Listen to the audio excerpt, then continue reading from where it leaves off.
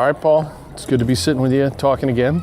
Yeah, man, for sure. So, you and I have had lots of conversations, and we did a podcast together where all we talked about was street versus sport on request. So tell that to everybody that's watching. If you're particularly focused on that question, they can go back and watch that conversation we had. And I think we addressed most things. So this time, when I knew you were coming out for a seminar here, I asked for questions on the internet from students and people, and I've got a list for you. It's always a good idea. Yeah, I think it's always a good idea. So I think we'll go through these and then throw a few other things in and just have a conversation. All right. So the first one, I'll just go with their first name first. First one is from Kate. And her question, she has a two-parter. So the first part is about mental fortitude. What are some ways to increase this other than being hard as woodpecker lips, of course? Hell yeah. Yeah. Yeah, right. So it's always advisable to be hard as woodpecker lips. I mean, Chris Conley's correct on that. And there is something to that, just making that decision, that self-talk, you know. But I think too, like we were talking at the seminar today, and again, I can't remember who said it, but a pretty famous runner, and he said if you want to win a medal or win an event, you run a 100-meter race. But if you want to experience something, you know, particularly like mind and body altering, then you run a marathon. You know, you put yourself in a position where you're going to suffer. Mm-hmm. And that's not an easy answer, and that's not an answer a lot of people want to hear. But really, every time we get on the mat, every time we roll, you know, every time we go there when we don't want to go there, and that kind of thing, we're making a deposit in that mindset, that mental toughness bank account, you know, that we're going to be able to draw upon later. Mm-hmm. You know. So how do you tell someone, because I gave you the short version of her question, but the longer version of her question was related particularly to someone who may feel inadequate on the mat in comparison to the other people. So someone that doesn't already feel strong or tough. Yeah. So a lot of that is, I think we kind of have this skewed view of our skills a lot of times, because we're constantly rolling with the same people, working with the same people. You know, it's like you stand in a room full of studs, everybody's tough, you know. There's no easy rolls, there's no days off type things. So when you end up going with regular people who aren't as trained, that's when you realize how good you are, how tough you are. Yeah. So we can have that skewed perspective. I think part of that is the coach's job. Mm-hmm. You know, we have to get that across to people, that they are tougher. How do you get that across to people on the mat? I tell them. I just constantly chat after class? Yeah, I will tell them, you are tougher than you think you are. Yeah. You know, I constantly drill that in their head. Yeah, it's that, and it's almost, you know, not like a brainwashing type thing, but it's a, you're telling them the truth. I'm telling them the truth. Actually, we both know Kate. Yeah. She's tough. She's tough. Yeah. Yeah. So that's the thing. You can't, and you can't fake that. You know, No. You can't fake that toughness. So it's easier if they're on the mat every day, making that deposit into that mindset bank, because then, you know, their body knows it, their mind. You can't lie to yourself. Right. You know, and so if you're in there every day, you're rolling and you're getting your reps in, you're going to know that what I'm telling you is true. It's just sometimes we need that outside voice. Yeah. But sometimes too, man, there's a really good book. It's an older book. It's called Mental Toughness Training for Sport. Oh, yeah, it's a great book. Yeah. James Law, mm-hmm. right?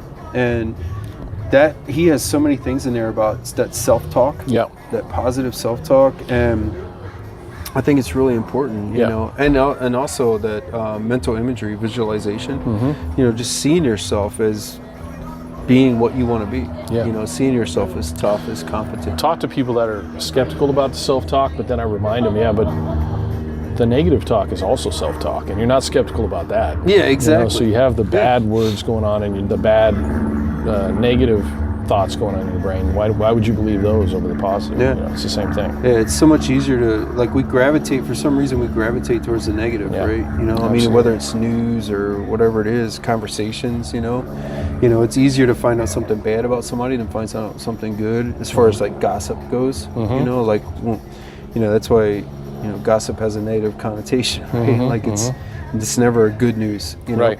And so I think in that regard too, you know, like I don't know how far you want to go down that rabbit hole, but I think a lot of times when we talk to ourselves in ways we'd never talk to somebody else.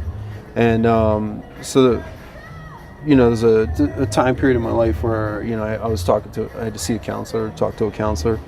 And sometimes it's required by work. After incidents, you have to talk to somebody.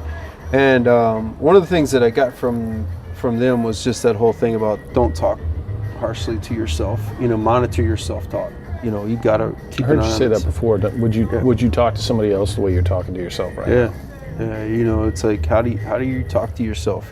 Would you talk to your kids, or would you let somebody else talk to your kids like that? Right.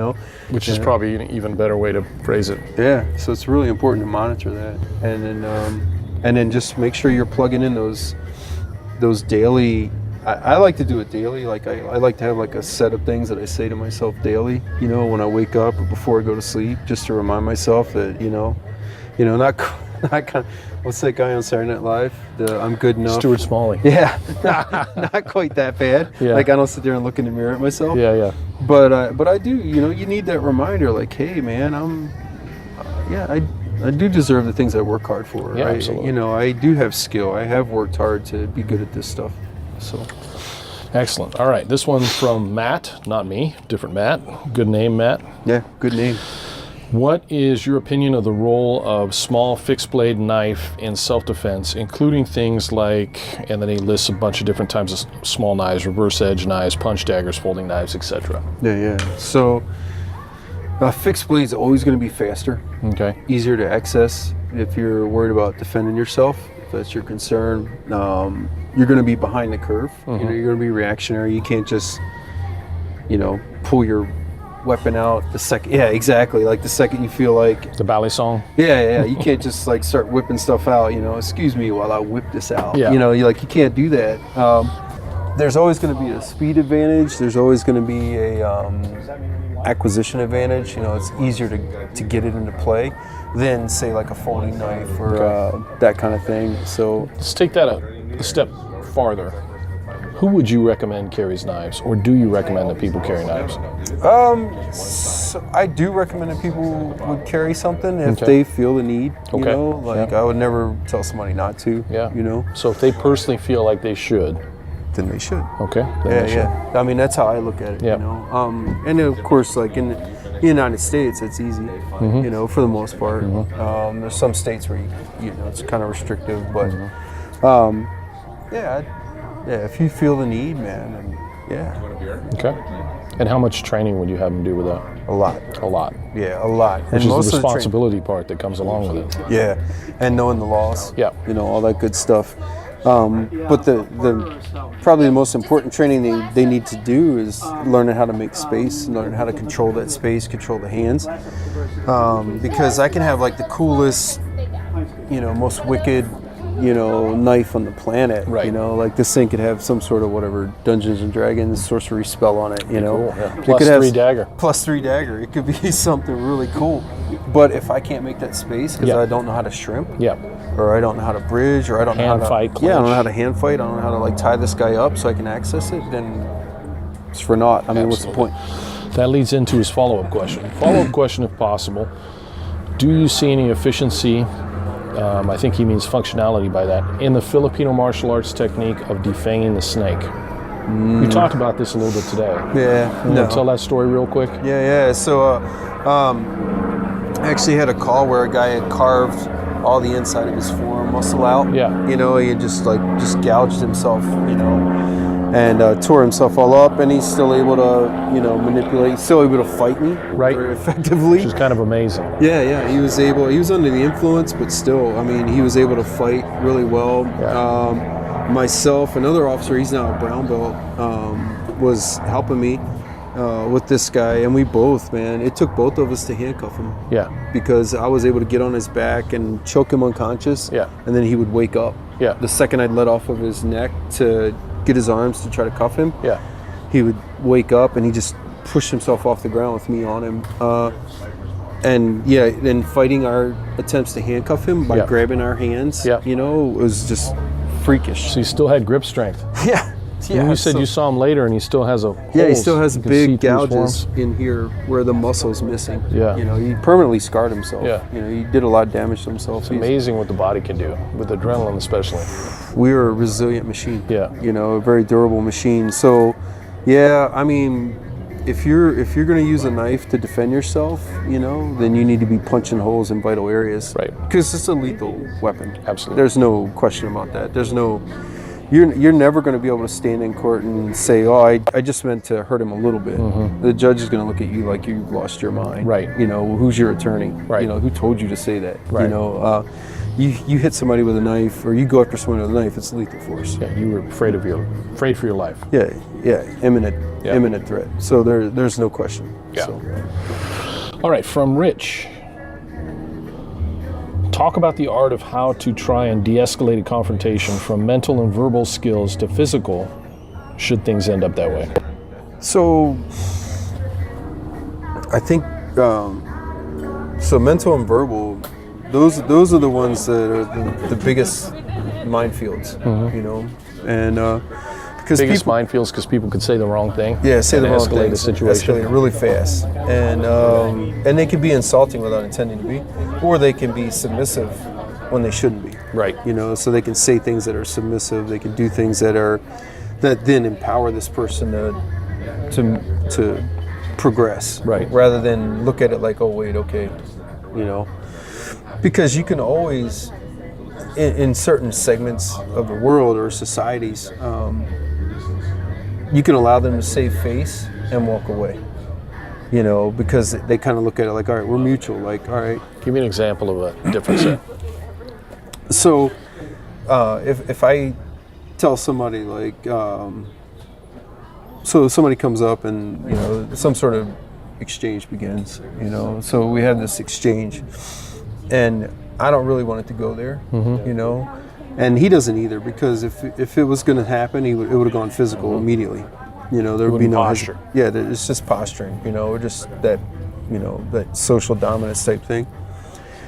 So what I want to do is I want to give this guy an out without insulting him. So, you know, I might say to him like, "Hey, man, I don't want anything to do with this. You know, I don't know what this is about. I don't want anything to do with this." You know, now I'm not saying to him, "Hey, I'm sorry. I apologize. Whatever." I'm not trying to accommodate whatever his hurt feelings are about, you know, but I'm just telling him like, hey man, I just don't want any trouble. You know, I don't want any issues. So however I phrase that, you know, that's the message I need to get across to him. Like, look, I don't want to fight. I will, you know, but I don't want to. And do it in a way that expresses to him like, all right, it's cool for both of us to walk away. Right. You know, it's cool for both of us to just let this drop. Right. You know, and a lot of times, you know, where people will mess up is they will try to apologize for some affront. Because they're from a place where Apologies that's a good thing are okay. to do. Yeah. Yeah. And in some places, an apology is a weakness. Yeah. So you wouldn't say I'm sorry. You would say, yeah, just. what would you say? You could actually give them like, fake words like apologize. Apologize. Apologize. You know, apologize, dude. You know, Yeah. I didn't mean anything by that. Yeah. You know, you could say that. You know, a lot of times, just, you know, I didn't mean anything by that. Yeah. You know, like just leave it at that. You know, and I look at it a lot of times like if they're talking, then I'm not too concerned. Okay. Again, we're back to if they were going to make a move, they Right. would have made it. Right. You know, so the guys that are talking, I don't sweat that too much. You know? So the biggest thing you'd say in de-escalating a situation is giving the other person an out, Give them an out. where you're not insulting them, because otherwise it wouldn't be a situation you could de-escalate. Yeah, no, they would be gone. Right. It'd be on right now. Right, okay. You know, so you got to give them that out, and when you're giving them that out, you have to do it in a manner that's not doesn't leave it open to continue. You know, like you could give them that out, and then you find somewhere else to be. Yeah. You know, like I'm leaving. Right. You know, I'm done with this. I'm not Right. going to stand here and allow them to circle back around. Right. You know, that kind of thing. Yeah, That's a mistake people will make. I see that pretty often. You know, but Stay in the situation Yeah. after that. yeah, but there, you know, there's the saying that's been around for a long time. It's like, you know, if they're walking, who cares? You know, Right. if they're talking, who cares? Right. You know, but it's they put their hands on you. They start to put their hands on you. That's an issue. Right. I remember Carl used to say, I'm not going to announce to somebody in advance that I'm about to commit a felony. Yeah. Right. Yeah. So if they're exactly, you know, so if they're making this announcement, it's like, okay, well, what's the goal What's the here? point? What are they doing? Yeah. You know, they want me to validate Yeah. their social status. Absolutely. You know, so that's usually, you know, what I'm looking at. So Right. how do I de-escalate from that perspective? Yeah. You know, Here's another one from Joe. It says, staying calm under pressure as an officer. Maybe some guidance on mental conditioning to operate in high-stress situations. So Joe's a police officer, and he's talking about how you maintain mental clarity, and the way he phrases it here is actually mental bandwidth to make good decisions in a high-pressure situation as an officer. yeah. So you keep that clear, Yeah. that clear chin on your head. One of the things is like we talked earlier, you know, that self-talk. You know, I would tell myself like, I perform best under stress. I perform best in high-pressure situations. You know, I would You tell would myself, actually say that to yourself while the situation is going on? or prior to it. Or prior to it? Yeah. Or, you know, while the situation is going on, I actually would say to myself, like, this is what I was built for. Yeah. This is what I was born for. You know, like, this is my environment. You know, like, I love this. I love being in this situation right now. You know, because that would kind of amp me a little bit, you know, and also what it would do is it kind of puts you in that, kind of that, like an optimal state of mind where you're operating at a higher level, not like peak or a flow state, but kind of close, you know, where you're just looking at it like, this is what I was built for, man. You know, my whole life's prepared me for this moment. And so that's the kind of thing, that's the kind of self-talk I would engage in. Mike says, what are Paul's thoughts on base and connection? Base and connection. It's all garbage. It's just marketing. No, I'm just kidding. I think that if you only have say you only have 1 day a week you could train, I would focus all my training on base and learning how to get that connection as much as possible in whatever position I work. That would be my focus for everything, because from there you can springboard. You know, it transcends. So I think if you can focus the majority of your training time on that stuff, it'll benefit you greatly in every other area. I'm very happy the last 2 or 3 years to see a lot of the SBG coaches that have been around for a long time converging without any plan on the same principles and concepts of connection, of base. Everything's getting simpler, which makes our students get better so much faster than we did. And it's just real cool to see. And it's interesting because for me, as I've begun to understand connection better, it's transferred over to my shooting. Really? Yeah. So when I teach shooting now, I don't call it connection. Well, I do call it connection, I think. Taking out the slack on the trigger? No, the actual grip itself. The grip, okay. So as I'm connecting myself to the pistol or the rifle, you know, just like feeling all the space being taken out and just feeling myself just kind of just melt into that thing. So with the pistol, it's just, you know, my shooting's improved significantly, you know, and it's also made it easier to teach people what I need them to do to manage the recoil of the pistol, because that's the hardest part for most people. Yeah, they maintain their posture. I use internal coaching cues, you know, so I focus on different parts where they're basically, you know, it's similar to how we would teach somebody to like try to get as much connection as possible from top side control. You know, it's basically, I'm just trying to just completely allow myself to just sink completely into the ground. Right. There's just somebody in between me and the ground, you know? So it's the same thing with the gun. I tell them, I'm like, you just want to just completely get your hands completely connected with no space anywhere around your hands.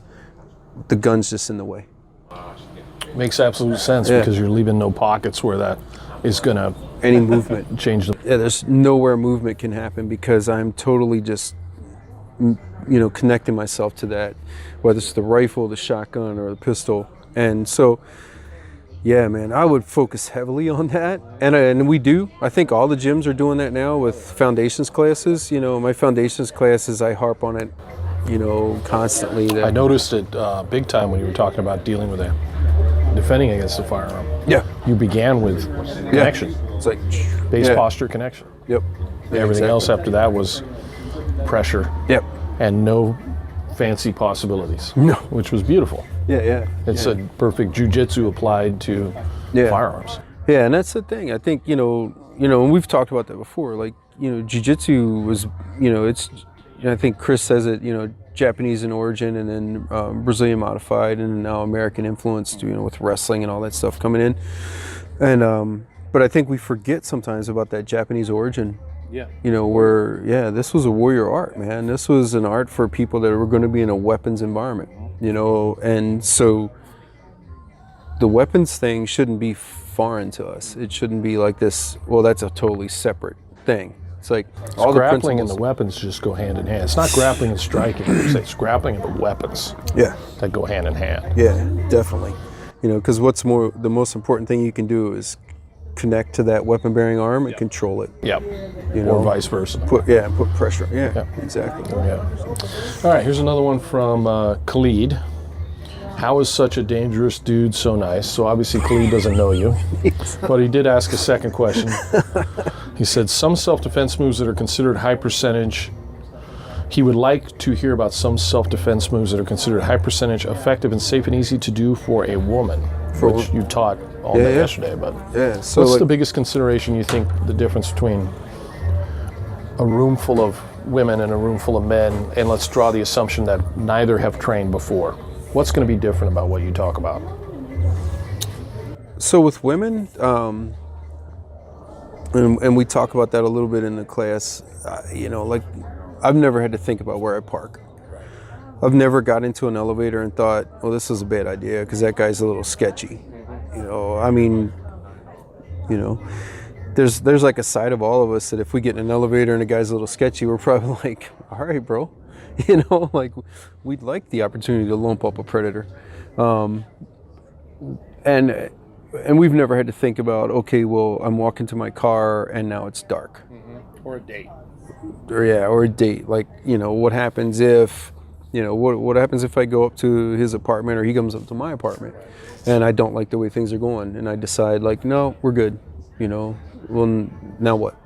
You know, those considerations, we're always on the other side of it.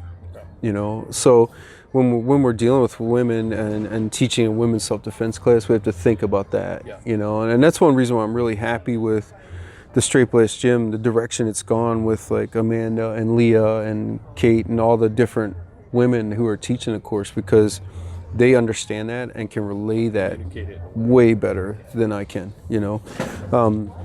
But I think they have to focus even. I think everybody should focus on posture and base and connection. They have to get it perfect. They got to get it better. They got to focus on it way sooner. Guys have a little leeway because strength, size, you know, that kind of thing. Make up for bad connection with. Yeah, exactly. Yeah, just make up for a bad connection by just going faster or whatever. Whereas a lighter, smaller opponent might not be able to do that. And so, but the movements, just to go back to Khalid's initial question, they're identical, right? Identical, Wakikitami is Wakikitami, man. You know, it's just connect myself to that arm and don't let him have it back. One thing too that I found interesting, which I liked a lot. But you didn't teach any strikes. So you had a whole all-day women's self-defense class, and you covered everything from verbal to someone puts a hand on you and you don't want the hand even on your knee and you don't want it there, to it's a fight with multiple opponents. And at no point did you teach a strike. No. That would be the same for men too, right? Yeah. Not necessary. Yeah, not necessary. I'm not. Could be useful. Yeah, it could be. Strikes have their place, but I just feel like if I'm going to strike, it's going to be in the form of a throw. Right. You know, I'm going to throw somebody into the earth. Yeah, let the planet do the hitting for me. You know, gravity's a beautiful thing. For women, high percentage self-defense moves are rear naked. You know, get on the back and choke them out. Also, the one strike we did show was the up kick, But I forgot. Yeah. So we would have the up kick from that position and then into a triangle. Yeah. You know, and because I've seen a lot of people punched, I've seen a lot of people hit with various objects, and they're coherent, they're upright, they're talking, you know, but I have not seen anybody get choked and stay upright and conscious. You know, like outside of a sportive environment. So a guy on the street that gets choked out, he's out. He's out, yeah. You know, so that would be my recommendation, would be the... And for those watching the video, you can check the links below. Probably going to have links to a lot of that information where they can see those classes. Yeah, for So that leads well into a follow-up question from David. And he asks, striking in the street, quotation marks, hands closed or open? Opinions, thoughts? Well, so there was a study a while back that shows we kind of evolved to strike with a closed fist. Yeah, you mentioned that before. I'd like to see that. I gotta dig that up so we can read it. It's an interesting study. But I don't think it matters. Yeah. You know, I think it's what you train. And you can hurt yourself either way. Either way, you're going to hurt yourself. Yeah. You know, hit open hand, you can hurt your wrist. Hit closed fist, you can hurt your knuckles, or more this area. Yeah. But I think it's going to be what you train. You know, my preference is not to strike at all. Right. You know, I to me, those strikes are just taking me away from getting to the back and choking them out. Right. Yeah, that's just time. Getting into a situation where you could trade. Yeah. I do not want to trade. I want to control the hands. I want to control the space. Right. Get to a good position. I don't want to stay out here and bang, you know. I know a lot of people, I understand that the sport has evolved so much, and we're now watching athletes like our own SBG athletes that can do everything really well, like Connor and other people. Right. But it was still so cool, and I think in a way intelligent in Hickson's strategy back in the day, where of all those guys in the early days, he never stood there and tried to bang it out. He just wanted to get connection, get inside, and do what he did better than anybody else. Yeah, even Hoist, you know, like Hoist's fights, man. UFC, same thing. Enter and get in, and those more than anything represent jiu-jitsu versus the world. Sure, you know, sure. He doesn't look. That's Hickson. You look at him, you think. Oh yeah. You see Hoist Hickson, looks and you're like like a skinny guy. Yeah, and obviously, you know, you can't take anything from Hickson at all. No. You know, not at all. But I think Hoist was the perfect ambassador. Oh, for sure. Because you look at Hoist and you think, I remember watching it, and I knew you thought Ken Shamrock would win, probably. Oh yeah, I knew what Brazilian Jiu-Jitsu was. Like, I had been exposed to it. I had already trained. You know, Vunak had brought it around to that organization, but you had the Shuto going on at the same Shuto time. Guys, hard to tell the difference, maybe. Yeah, if it's you kind hadn't of hard. Spent much time. Well, I trained with Marcus. Sauvé. So with Conan, and so I kind of had, but that was once a week. Was all I was training with him, and so. You know, finding a black belt back then was so rare. Yeah, hard. You know, and blue belt was a black demigod. belt. Yeah. You were basically a black belt. Yeah. And so I remember thinking, like, I know, you know, but then Hoist walked out and I thought, I don't know, man. Right. You know, like, because Marcus is a big guy. Yeah. You know, and so I thought, wow, you know, why'd they pick this guy? You know, he doesn't look like he's going to hold up well. Right. You know. And sure enough, man, he shocked the world, right? Absolutely. And that was amazing, you know. And so I think that's why now, you know, you look back on it, you go, that was a perfect choice. He brought that message to the world, like, this is what jiu-jitsu versus the world looks like. A normal, regular guy with a lot of training, you know, with consistent training, can do some serious damage against guys who look like action figures. You know, like Ken Shamrock comes out there, and Dan Severin, and these guys come out, and it's David versus Goliath, man, and Hoist went through him. Yeah. So, all right, here's a question from Brad. What were some things that drug you down, and how did you keep going despite of or instead of low points? In other words, I think he's asking how you've dealt with the low points in your life. Oh, yeah. So, I think a lot of it is this kind of stuff, you know, the jiu-jitsu, you know, because we're constantly in bad positions, constantly dealing with, jiu-jitsu is like a constant study in failure. You know, you never really, nobody is undefeated in jiu-jitsu, you know, if you keep track of your roles in the gym, you know, nobody's undefeated. And so you're constantly coming back from a loss, or from a bad position. You're never, you know. And so I think that sets you up mentally for success in that area. I think also, I've always been kind of a more positive person. Yeah. You know, I've never really got involved in a lot of negative situations. You attribute that to your upbringing, genetics? Is your brother same?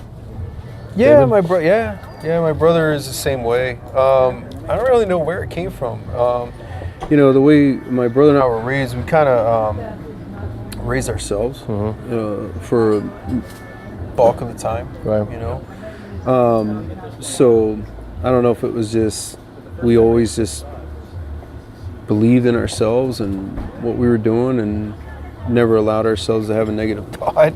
I don't know. I know, you know, like, you know, I went through some pretty hard shots, you know, over the last few years. You know, I had an aneurysm that set me back. That was pretty life-altering. And then, you know, my dad had pancreatic cancer, and that was quick. You know, it was like, I think it was about 7 weeks, 6-7 weeks from the time we found out until it was over. Diagnosis to his death. Yeah, it was quick.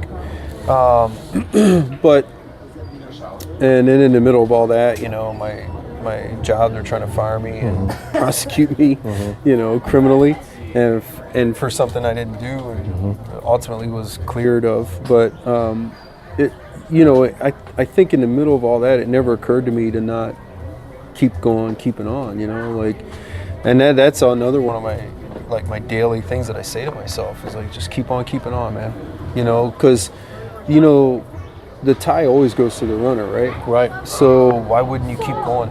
Right. Like, why wouldn't you keep trying? Right. You know, you can't let yourself sit down and just, you know, I think I learned early on that just sitting still, and I think a big part of it was like my aunt, you know, I've talked about her before. Yeah. She was very much she called it a pity party. I don't know if that's a term anybody else uses, but I've heard that. She called it a pity party. She's like, you can't just sit down and throw yourself a pity party. Right. You got to get up and get moving. And, you know, her thing was always very much like, if you lose your job right now, first thing you do is you go tomorrow morning, and back then, you know, get a newspaper, you know, and you find all the job openings, and you go find a job, and if you can't do that, then you go to McDonald's or whatever, and then when you get there, I remember, you know, talking to her, and her thing was always like, you give your best, no matter what. Like, if you're sweeping the floor, then you sweep it better than you've ever swept the floor before, you know, and that was always. Like, she just demanded that, expected that from you. And my brother's the same way. Like, we were raised kind of to whatever you do, it doesn't matter what you do, as long as you do it to the best of your ability. Right. Like, you pursue excellence in that. So if you're sacking groceries, man, there's no shame in that. Right. Just do it. Yeah. You know, like, actually do it. Yeah. You know, do a good job at it. And same thing, man. I mean, you know, so I think that's a lot of where that came from. And, you know, I've had down moments, certainly, you know, but I've never experienced you know, true clinical depression where it's like a chemical thing, you know, where your brain is working against you. Felt suicidal? Oh, man. I've had moments, I think, you know, where it like crossed my mind, like, but it never more than a moment of, you know, like, the heck, man. Right. You know, like, what am I doing? Like, that's not the answer. Right. You know, so I think certainly everybody feels those moments where they want to run. You know, like, man, I just get a bus ticket somewhere and just bail. Yeah. You know, I think everybody struggles with that. Yeah. You know, at times, and because it looks like the easier way out. You know, maybe, but then reason kicks in and they realize, you know, hey, man, I can work through this. And I've always, from the time I was a little kid, man, I've always believed that things get better. Yeah. You know, I've always just believed that. And my grandmother, so both of my grandmothers had pretty interesting backgrounds, you know. So my grandmother on my mom's side,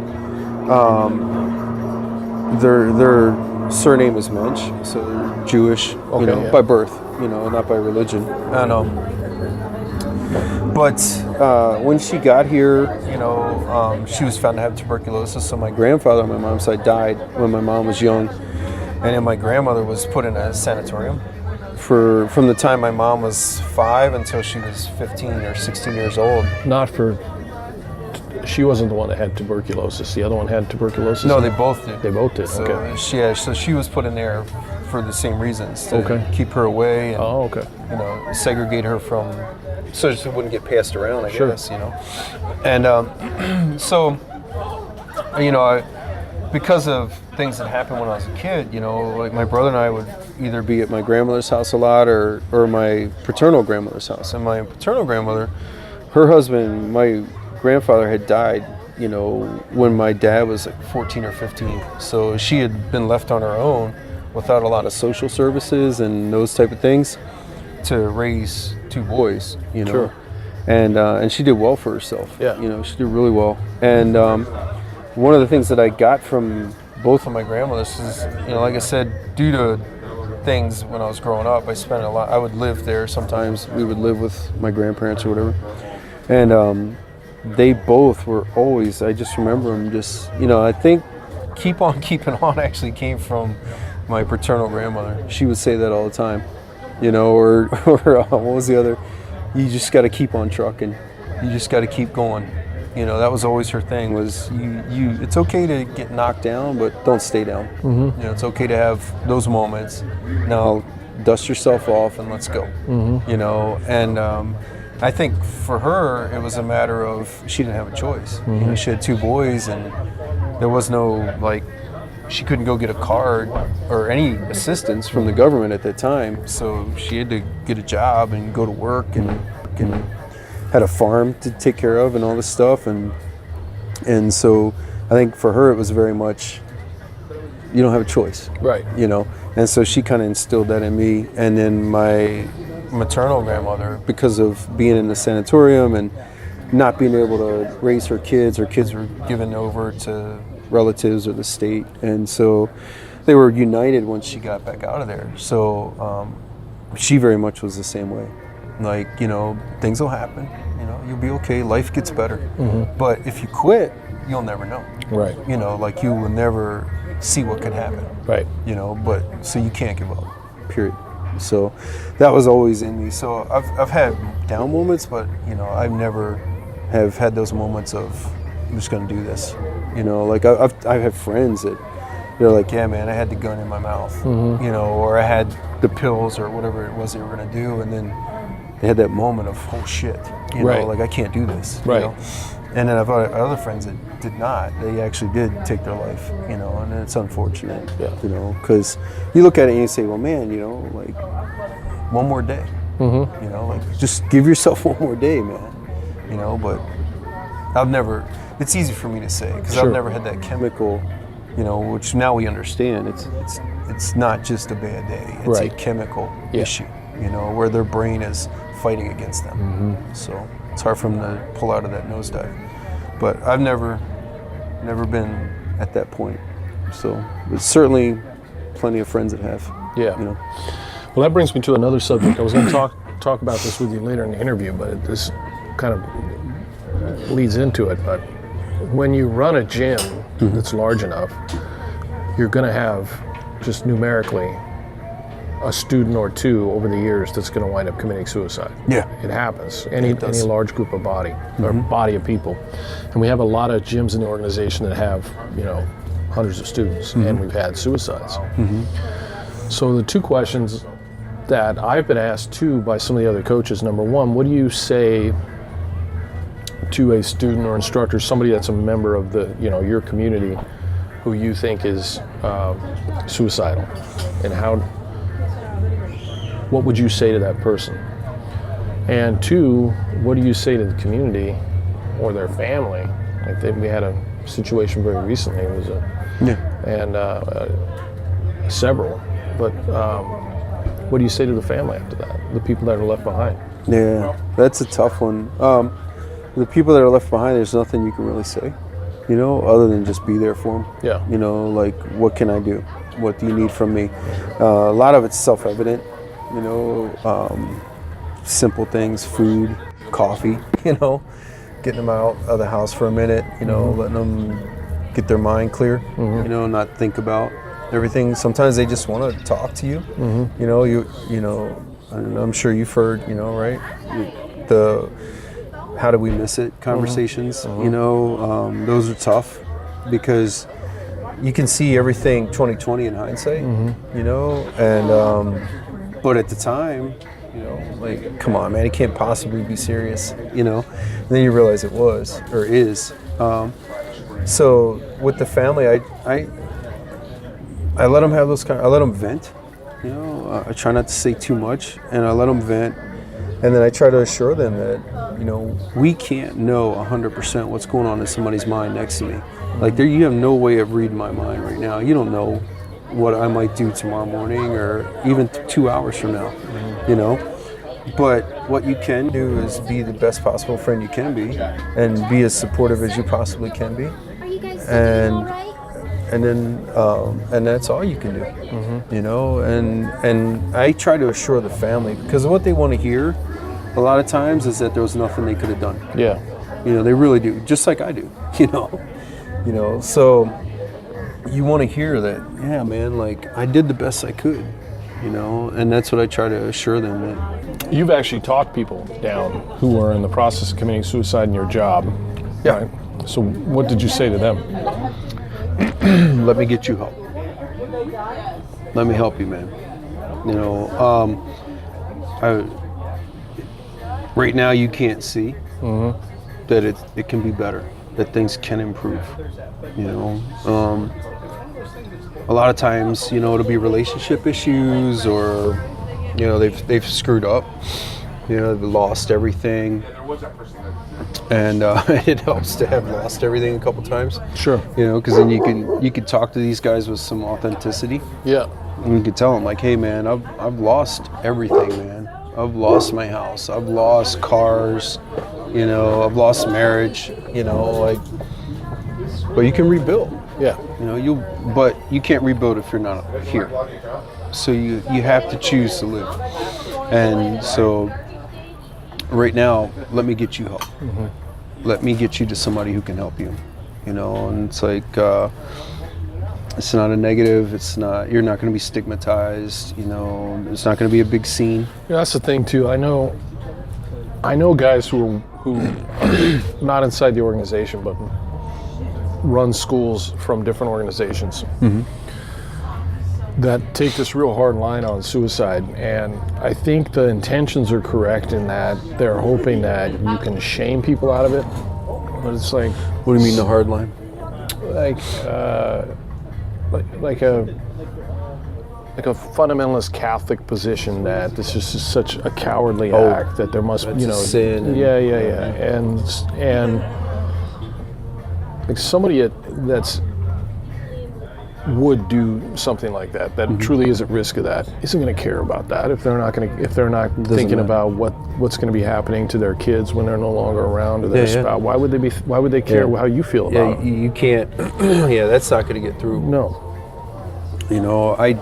I just, the thing is, the times that I've talked people down, I've just been persistent. I've just not stopped. Keep badgering them. I've just kept talking. I just kept going at them. I just kept, obviously you have to be careful, because if they have the means to do something right there, it can go sideways really fast. Sure. But I've just been persistent, just nonstop. Like, listen, man, you can get out of this. Yeah. You will come through this. You have, have you ever been through this? It can be, you can tread into some dangerous territory if you ask them, have you ever been through anything harder than this? Because like you or I would think, like, okay, well, let me think back to a time, just like Jiu Jitsu, right? Like, let me think back to a time where I was stuck in this position. What did I do to get out? Let me think back to a time where life sucked even more than it does right now. All right, cool. I've slept in my car before. It happens, man. Right. I've lost everything. So, let me think back to a time where things were that bad, and I made it. I came out of it. I got out of it. Okay. But you might, if you say that to somebody who's in that moment, they might look at it and go, "Nothing's ever been this bad." Could backfire. Yeah. So that could be. You have to be careful with that one. But just being consistent, persistent, just like, listen, you know, let me get you some help, man. Let me get you help. Let me just get you through this. You know, let me get you through this so that you can wake up tomorrow and try again. Yeah. You know, wake up tomorrow and then try again. And then the next day and then try again. Just give me a day. Right. You know, and, you know, there's something to that. What is it? Isn't it Alcoholics Anonymous that does the 1 day at a time thing? Mm-hmm. You know, there's something to that. You know, like, just give me a day, man. Mm-hmm. Yeah. You know, just, and so that's always, I've always tried that approach too, which is just, hey, look, no matter how bad it feels right now, man, just give me 30 more seconds. Because sometimes it's imminent. You know, sometimes they're going to do it right then when you contact them, you know. And so it's like, man, give me 30 seconds. Give me a minute. You know, just let's see what happens in a minute. Let's see how you feel in 2 minutes. You know, let's just keep talking. And then you try to get them talking about other things, you know. And I don't try to get them talking about, and people will say, well, they'll give you a false positive response, like, hey, man, what did you try and get rid of you? Yeah. What do you want to do? What have you always wanted to do? What's something you haven't got a chance to do yet that you've always wanted to do? And they'll start talking about it, you know. And people are like, well, yeah, of course. They're going to say that to get you to go away. But the thing, I'm not going away. Right. You know, that's the thing. I'm not going away. You know, I just want them to start thinking about something beyond what's right now, you know, because it's an intense internal pain. Just like if it was an intense physical pain, you know, I'm not going to say, hey, how's your leg feel? Right. You know, like, we already know how the leg feels. Right. Let's start talking about something else. Right. You know, so it's that kind of thing. So. Yeah. Okay, here's another question from Phippa or Pippa. I'm sorry if I'm mispronouncing the name. It's spelled Phippa. So, Philippa. Phippa, okay. Yeah. Building and training mindfulness. What do you do for that? So, breathing is a really good exercise I like, and it's simple. Yeah. You know, I just focus on this breath, you know, kind of back to that, you know, like just one more breath, man. Let's just think about that for a second. There's nothing more important to me right now than the breath I'm taking in and the breath I'm breathing out. You know, that's probably my foundational exercise. That's the only thing I've ever seen that can work practically for people who are having panic attacks. Yeah. So I went through that a little bit after the aneurysm. I was having like claustrophobic freak out. You know, we talked about it a little bit. I talked about it with Leah too, because she's kind of got some good advice on that stuff, and working my way through that. And that was really the only thing, because focusing on something outside, you know, to kind of distract myself or disassociate myself from whatever was going on, wasn't really working. Why? Because when I would bring my attention back to where I was, You're back in the same spot. Same spot. Yeah. Yeah. You know. So, but focusing on my breath, breathe in, breathe out. You know, let's just improve my position a bit. Yeah. You know, breathe in, breathe out, and improve my position not just in jiu-jitsu but in everything. Yeah. You know, it's like, man, let's just breathe in, breathe out. You know, focus on my breathing. Yeah. You know, that's all that matters right now. Yeah. And that would just get me to settle down. Especially coming back from the aneurysm, you know. I mean, you came back from a stroke, you know. So it's a different fight. You know, people that haven't experienced it don't understand. And I would think maybe it's kind of what it's like to have a mental illness. I'm not 100%. Obviously, I don't know, but I would assume that it's kind of like that, where your brain fails you. You know. And we've all had injuries, right? Back injuries, whatever, you know. So I've had physically my body fail me. I've never had my brain fail me. Right. And I've never had to sit there and go, what do you mean we just had this conversation? Right. You know, and that would go on for weeks. You know, my friends are incredibly tolerant, you know, of it. But my friends are like, yeah, we just talked about this. Yeah. You know, I would not remember it. I didn't know we just did, you know. Things like that. So, you know, when you have that kind of experience where you feel like, man, am I losing my shit? You know, like, is my mind really checking out on me here? That panic sets in, and you start to freak out, and then you compound the issue by trying to like control. You know, I got to control whatever I can. And how do you control your brain not functioning properly? Right. So the only thing I could control was breathe in, breathe out. That's it. And then I'd breathe in and I'd breathe out, and I tell myself it's going to be all right, man. Because if I'm breathing, I have a chance. If I'm breathing, an opportunity will arise. I will get a chance. I will find a way to improve myself, to get better, to whatever better is going to look like. But right now, doesn't look too good. Right. So even being able to walk up the stairs is going to be real good. That's going to be a lot better. Right. You know. And so from that, I've just found that the breathing exercises are pretty much the only thing I know consistently works. Excellent. It's easiest to learn. It is, yeah. You can do it in Jiu Jitsu. It's good for your Jiu Jitsu. Yeah. Here's a question from somebody who obviously knows you, named Artie. Oh, of course. Artie says, does Paul find it improves training when he plays such trashy music on the radio? I do, because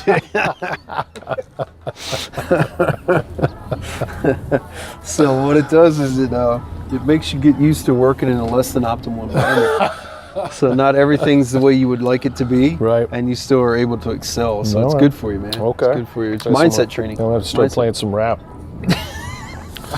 There's another one from Richard, and this is something that, well, it's a loaded question in the beginning, but it's a good question. So Richard says, how to convey to people that a seminar on self-defense, as far as being able to actually physically defend yourself, is not possible.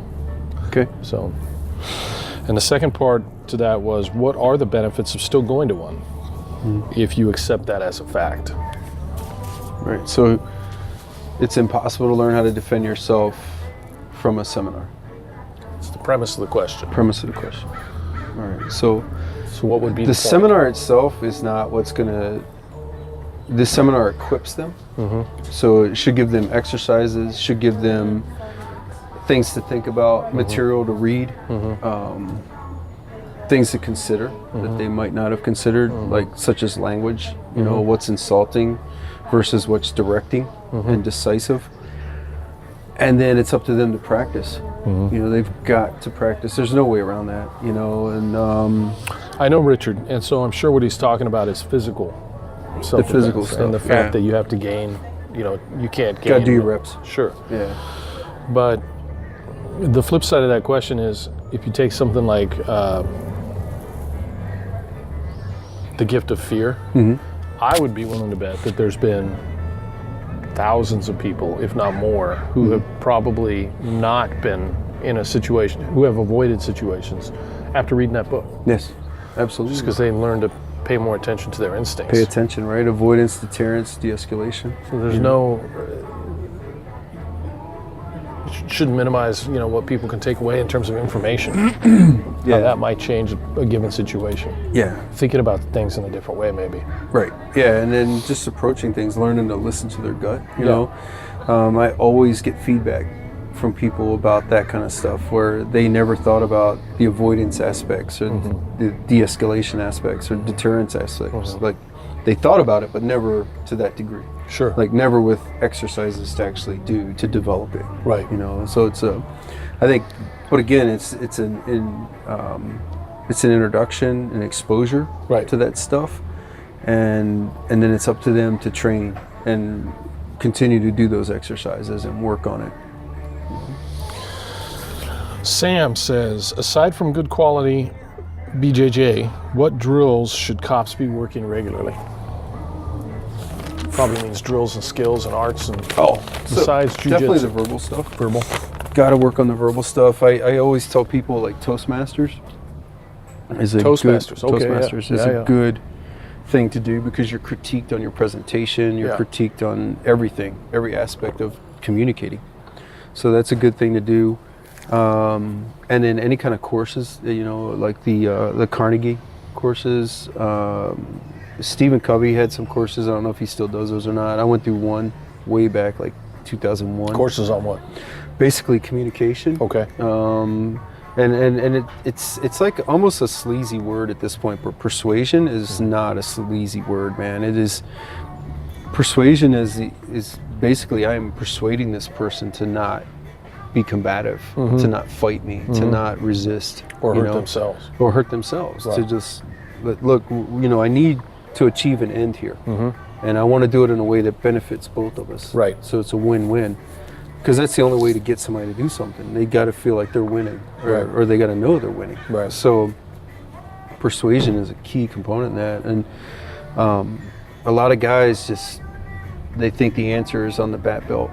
I'm going to tase this guy if he doesn't listen to me. Okay. Until it doesn't work. Or I'm going to pepper spray this guy or shoot this guy or whatever. There's a lot of area before we get to that point where like the ability to persuade somebody, to convince somebody that this is the best interest of all of us. And so I would, Stephen Covey had some courses on that. There's some other courses. I would sign up for those before I'd sign up for another gun class. Excellent. A lot of guys will take a shooting class before they'll take a class on how, even just a sales class, as silly as that sounds, from that, but you're basically selling this person on what's in the best interest of everyone. I heard you talk too about just the art of banter, just learning how to talk to strangers, how to talk to be people. comfortable. Yeah, like being able to strike up a conversation in a line, and, if you're at a coffee place and you're both there to buy coffee, well, that's an easy intro right there. Learning to talk to people and make people feel at ease. And so they aren't as defensive, they aren't as prone to not trust you. Right. It's extremely important. Sure. But that's the other side of that is you can't make promises you can't back up. Right. You can't fulfill. Right. So, because then you're going to lose that trust. And then as a cop, you're probably going to see the same people multiple times over the course of your career. So if they know you're full of crap and you won't follow through, or you're going to, he's coming for you, dude. If they know you're not genuine, then you've lost it. Lost credibility. Yeah. Here's one from Robert. It's multi-part. I'll read it together here. How has Paul's teaching of takedowns changed, evolved? Second part. How do you teach adults who do not want to take part in your judo program? And by adults, he means people not in their 20s anymore who may have like bad knees or backs. They're doing jiu-jitsu, but they're scared to do the judo class. The judo stuff. And then the last part was how much do you do yourself? Stand-up throws, clinch? Stand-up. And what has, that's the first three there. What do you think about that? Okay, so getting people to learn the throws that don't want to. Yeah. First thing I got to teach them is to break fall. Okay. Teach them that falling's not, they'll be okay. Because that's the biggest fear, right? That's a natural fear. Right. That's ingrained in us. We're born with the fear of falling because falling equals death, So, you got to get people used to the falling. So the tumbling drills that we do, with the kids and even with the adults and foundations, extremely important. Okay. So they know that they can fall and they'll be okay. And then second, how have I changed my takedowns and that kind of stuff. So the takedowns that I teach now are focused more on that connection, because I'm teaching a larger segment of society, different backgrounds, different, I've focused more on that, creating that connection while standing, so that wherever I go, they go. Yeah. So if I move, it's just huge. Yeah, it is, man. If I move a 1/4 inch, I want them to move 3-4 inches. Right. So, and then once I've begun to understand, and better understand how to teach it, coach it. My takedowns now consist mostly of almost like a sag. They're stuck to me, and I just sag and turn and just pull them into the ground. And which makes it safer for the older people. Nobody gets hurt. Yeah, nobody gets hurt. Nobody gets hurt anymore on my takedown classes. And then the last one was, how many times a week do I work on stuff? How much do you personally do stand-up? Usually, since you're like 60 now, right? As a 60-year-old, how much stand-up? As a 60-year-old, how much stand-up? So usually twice. You do twice a week? Yeah, usually twice a week we'll do some stuff. So we always start on our feet. Okay. When we're Every sparring. time? Oh yeah, sparring. Except for, with the exception of, I had a knee injury. Yeah. So I've been working around for a while now. So with the exception of that, sometimes if that's really bothering me, so I'll start on the ground with that stuff. Now, interestingly enough, with my guys that are better wrestlers and judo guys, so I've got multiple high-ranking judo guys in my gym, and wrestlers, they're good wrestlers too, which is a wicked combination. It is. I'll start on the feet with them because I know they're not going to hurt me with the throw. Least likely to hurt you. Yeah, they're least likely to hurt me. They got skill, and I can tell them. They know I'm hurt. They know to stay off that leg. They can feel it in my movement. They can feel that I'm not, able to plant on that leg or whatever it might be, and they hit their takedowns. I get thrown. Yeah. Because it's not like I'm able thrown to safely. Yeah, but I'm thrown safe. I hit the ground in a safe manner, and then we just keep going. Yeah. So that's the other side of it, is that the higher the skill level, the actually the safer you are working with them. The worst injuries I'm going to get is a newer guy who bad technique forces it, and I get tweaked in some way. Yeah. So here's a few more questions we get quite a bit. We came through. Talk to me briefly about shootings. So you mentioned this before, but you said you could take me to 2 neighborhoods in Chicago that'd be responsible for 95% of the shootings. Sure. And the flip side of that we talked about before is the vast majority of people these days, for technology, and also you mentioned, which I hadn't given as much consideration to, but it makes absolute sense before, is all the veterans that are coming back, working in the medical field. Between the two of them, the survival rate's incredible. Yeah. So, from a self-defense perspective, how worried do you think people should be about that kind of thing if they're not involved in gang memberships? Yeah, if they're not selling drugs or something going on like that. Minimal. The threat isn't as great. It is still there. Sure. It is still there. And the statistics are easy to find, Bureau of Justice and that kind of stuff. You can find the statistics. Statistically, a lot of people have a greater chance of being a victim of crime, I think, than, heart disease and some other things. It's been discussed back and forth, from both sides of that argument. But I think the overall fear-driven behavior doesn't need to be there as much, At the same time, I agree with what Farnham says, it's not the odds, it's the stakes. Tom Gibbons says it's not the odds, it's the stakes.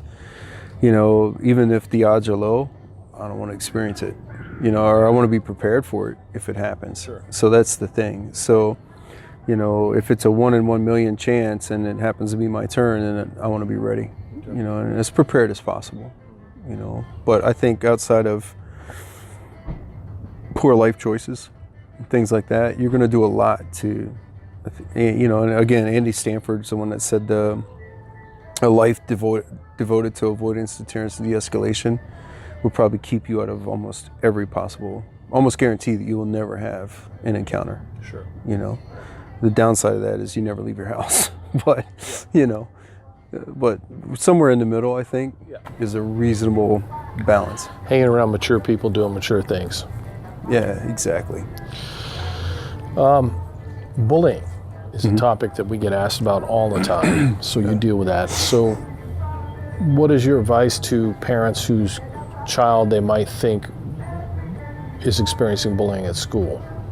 And then maybe as a follow-up, what do you say to teachers as far as how to handle that thing, those kind of situations? Because there's teachers that I talk to that are working in rough school districts and have to deal with kids, and it actually does turn violent. Oh yeah. So how do? And they're so restricted. Yeah, they are very restricted. So how do you navigate those waters? Yeah, man. So the main issue that for parents with a child that's being bullied, the main issue is to get that communication going with the school district. They've got to get that going. Who do they call? Who do you tell them to call? So most school districts now, you can go online, so to the school district website, and there will actually be a bullying form that you can fill out where you can say, hey, my child is such and such at whatever school they go to, grade, teacher, they're being bullied, this is what's happening, you know. And, you know, for most schools, I want to say, are pretty responsive to that. But I've also heard that sometimes they're not. Right. You know, sometimes they're not as responsive as they could be. What if they weren't? What would be the second step? So then the second step is I would approach the teacher in person. You know, I would physically go there and want to talk to somebody. It's easy to ignore an email. You know, it's not so easy to ignore that parent that's standing in your office, you know, demanding their time with you, you know, for face-to-face discussion on this issue. I think that kind of gets the wheels turning quicker, you know. And then also sometimes, you know, looking for some sort of mediation with the other parent, because the other parent might not even know their kid's doing this. They might not be aware. Downside of that is, you know, I've heard of one case where a parent asked for that, and the other parent, then it was easy to see where the kid got it from, because then the other parent became very much, you know, crossing the line of, you know, what are you going to do about it? Mm-hmm. What do you mean, what am I going to do about it? And that's why we're here, you know. But it was just a really negative experience, and so from there, the only answer is the kid's got to start training. This last question, what has your greatest challenge been as a new gym owner? I would say learning the ins and outs, the day-to-day stuff of a brick and mortar operations. Yeah, facility. That is a totally different thing than I've ever had to concern myself with. You know, the first SBG Illinois was, when was that? Like 2001. You know, 18 years ago, yeah, probably. Yeah. So I got the first instructor certificate I think I got from you was like, is dated like 99 or 2000, and then 20 or 20. What? We don't need to stop aging ourselves. Yeah, I'm good with that. A while ago. Yeah, it was a while ago. And then, so I shortly after that did the paperwork to incorporate SBG Illinois. So, but at the same time, at that time, very much focused on just competing and, you know, different environment. And so renting a facility was, you know, like I would have rented this space if they let me and put a mat on it, you know, so I didn't really care, like whatever, it's a bunch of dudes, you know. But now the day-to-day operations, I love it, you know, I do, you know, cleaning bathrooms, you know, replacing paper towels and vacuuming, you know, washing the door window because little kids put their fingers all over it, you know, like one side of it's like, you know, I got to clean the doors again, but then the other side of it's like, I got to clean the doors again because, you know, 30 little kids just put their hands on the door to leave their class after leaving class. What am I complaining about? You know, so that kind of stuff's been the greatest challenge, you know, and then secondarily to that would probably be managing people. Yeah, managing people, because everybody is genuinely fired up about what they do, love what they do, and gung-ho, you know, but getting them to understand that also I need other things, you know, to go along with that passion. Last business meeting that we had, we broke it up into two groups. Actually, I think it was here. And I took the group of newer people who had smaller gyms, and Travis took the group of people that had 400 or 500 students. And then I told the people that were in my group, I'm like, don't worry about what they're talking about over there, because all they're going to be talking about is staff problems. Staff. How do you handle staff? Yeah, 100%. So how do you deal with staff? But yeah, no, it's the only challenge really is just finding more hours. Yeah. That's all, man. That's it. You know, everything else is it's what I wanted. So how can I complain?